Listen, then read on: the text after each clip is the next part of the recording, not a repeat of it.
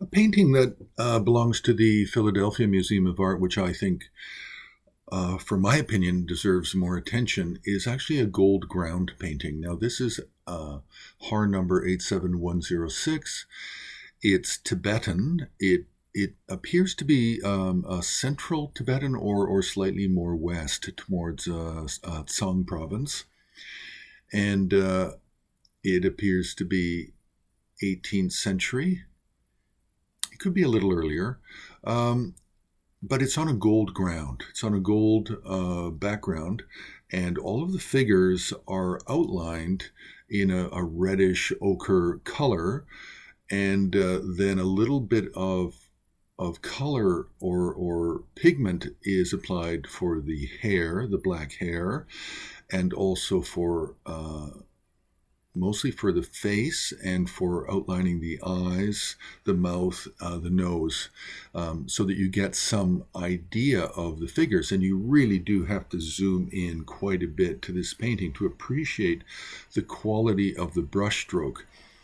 Unlike other Tibetan styles of painting, such as we're using multicolor, when you're doing gold ground, red ground, or black ground paintings, the artist, when he does the brushstroke, can't make very many mistakes because it's very difficult to correct because you've already laid down the primary color, background color, and all you're doing is outlining on the surface. So it means that your brush strokes have to be accurate as to what figures you're trying to depict.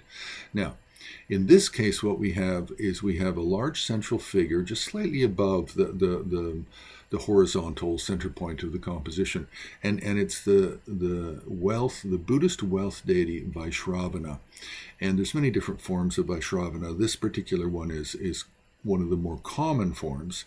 There's two very common forms. One is the form where he's part of the group of the four guardian kings, which you commonly see with Shakyamuni Buddha and the 16 elders.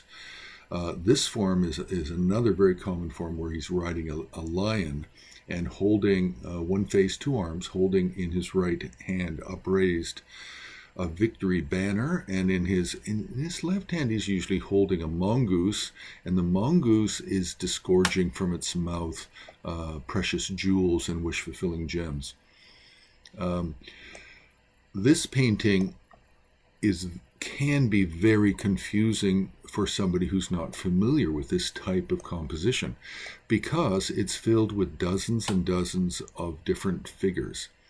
And you have to remember that generally paintings begin, you read them from the center, and then from the center, then from the top, then the sides and the bottom. So with this painting, we have the Vaishravana at the center, and then at the top, at the very top, we have a number of human figures. And this is the lineage, what's called the lineage teachers for the teachings and the meditation practices that go with the Vaishravana. And this painting belongs to the Sakya school. And how do we know that? We know that because if you look at some, not all, look at some of the human figures at the top, you'll see that they have this kind of a domed hat on their head, and then they have what looks like streamers coming off of it. It should be two, but they're partially facing to the side, but they have these two lappets that hang off the side of the hat, but these lappets are actually turned over and laying over top. They're placed over top of the round peak of the hat. And this hat is really only worn by the Sakya tradition. Teachers of the Sakya tradition. Now, we do have a number of other deities that can be found at the top, and some of them have multi-heads and multi-arms, and some are riding animals. We have some riding dragons, one or two riding dragons. We have some riding lions. Now, yes, it's complicated, but the Vaishravana riding the lion, who is at the center of the composition, also has a retinue of 8 horsemen. And those 8 horsemen are in relative close proximity to him, surrounding the lion that he's actually riding. And you can identify these 8 horsemen.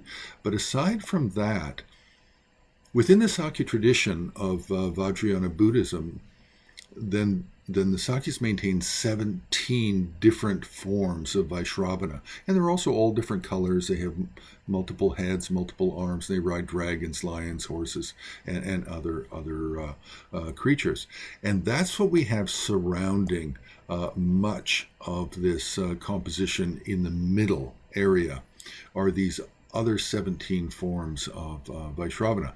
Then towards the bottom, then it starts to get a little bit random. What we find is we find other deities that are popular to Sakya, such as a set known as the 3 great red ones, where you have an elephant-headed, 12-armed dancing figure. Then you have a female figure, 1 face, 4 arms, holding a bow and arrow, a hook and a lasso.